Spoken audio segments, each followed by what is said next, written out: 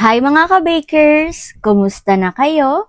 Eto na po ang ating easy and fluffy marble chiffon loaf cheese na sobrang sarap naman po talaga at sobrang fluffy. Kaya naman mga ka-bakers, handa na ba kayo? Mga kailangan natin ay egg white 5 piraso, cream of tartar 1/2 teaspoon, sugar 70 grams, egg yolk 5 piraso, oil or butter 1/2 cup, fresh milk 1/2 cup, salt 1/2 teaspoon, vanilla flavor 2 teaspoon, sugar 70 grams, cake flour 150 grams, at baking powder na 1/2 tablespoon. Ilagay na natin ang fresh milk at oil, baking powder, asin at asukal, cake flour. Haluin muna natin ito para magsama na ang mga sangkap at higit sa lahat ay matunaw na ang ating asin at asukal. At ganoon na din ang ating cake flour. Pagkatapos ay ilagay na natin ang itlog at atin na itong haluin ng haluin hanggang sa magsama-sama na ang mga sangkap na ating inilagay dito. At syempre, just take your time lamang po mga ka-bakers. Kailangan po kasi natin itong haluin nang wala na pong mga buo-buo. Ayan, at dahil wala na pong mga buo-buo ay okay na nga po ito. Ngayon naman, sa ating mixer ay ilagay na nga po natin ng egg white at cream of tartar at atin na nga pong buksan ang ating mixer. Hayaan lamang po natin itong mag-mix hanggang po sa umalsa na po ng kaunti ang ating egg white. At dahil umalsa na po ay atin na pong ilagay ang asukal. Pwede naman po nating patayin ang ating asukal habang nilalagay ang ating egg white. Continue lamang po natin ulit ang pag-mix hanggang po sa umalsa na po ito ng kagaya nito. Ayan. Puting-puti na po siya at fluffy, foamy. Atin na pong tanggalin sa ating mixer at ilipat na po natin sa ating unang minix. Ayan, okay na nga po ito dahil nalipat na nga po natin. Ang atin pong gagawin ay atin na nga po itong hahaluin. Yan, haluin naman po ito ng dahan-dahan. At kailangan niyo po pala ay mahalo po ito na kung kaya po ng isang direksyon lamang po ay mas maganda po para po hindi po masyadong bumagsak ang ating egg white. Ayan, at dahil tapos na nga po natin itong haluin, atin na pong i-ready ang 4 na molde na 7x3 and 1/2 loaf. Maglagay na nga po tayo sa ating canister at atin lamang po sigurong lagyan ng mga halos mapuno na po ang ating canister. Pagkatapos po ay eto na nga po ang ating molde. Atin na pong isalin lahat ang ating mga inilagay or ang ating pong mga minix yan.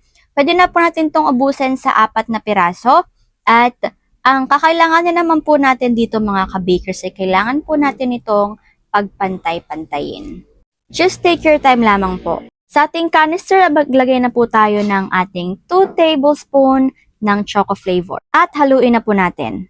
Pag nahalo na po ay atin na po itong ililipat sa ating maliit na lalagyan, plastic po or para po siyang piping bag na plastic. Pagkatapos po ay atin na nga po itong ilalagay. Pwede po natin itong ilagay sa gitna or depende po sa design na gagawin natin. Atin lamang pong hati-hatiin sa 4 ang ating mga ilalagay at pwede po nating ubusin na po ang ating nilagyan or ang atin pong chocolate.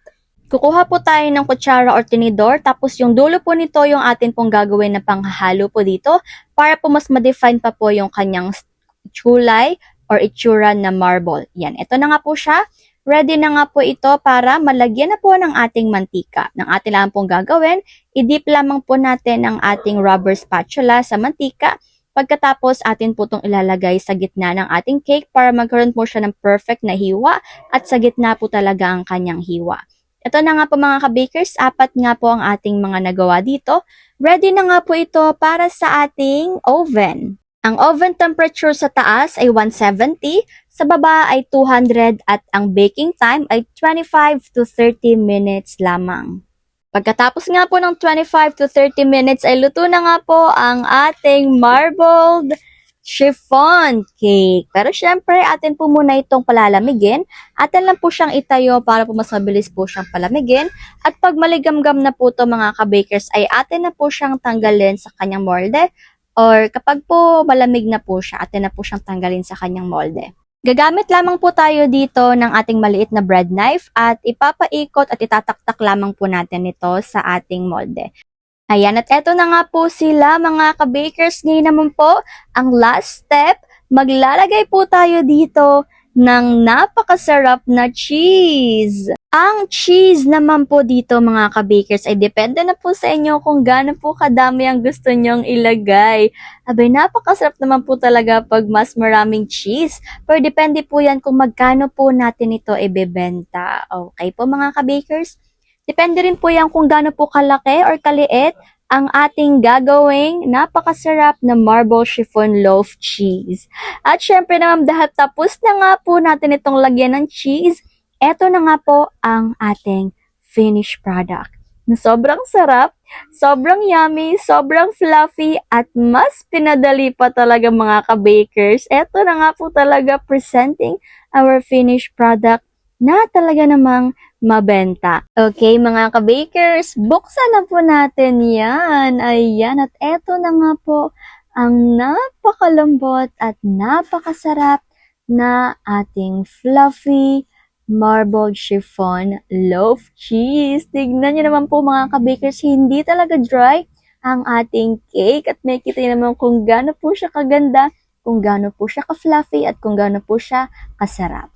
Kaya naman mga ka-bakers, gawin nyo na din ha! Ito na po ang ating food for the soul ngayon. Mga awit 32 verse 1 to 2. Mapalad ang taong pinatawad na ang kasalanan at pinatawad rin sa kanyang mga pagsalangsang. Mapalad ang taong hindi pinaparatangan, sa harap ni Yahweh hindi siya nandinlang. Amen, amen, amen. Ito na nga po ang ating food for the soul na kailangan nating pagnilay-nilayan. Napakaganda po kasi talaga ng kanyang meaning or ibig sabihin. Maraming salamat po sa lahat ng inyong suporta mga ka-bakers. Hanggang dito na lang po muna ako. Pangalanan muna. Take care. At higit sa lahat ay God bless.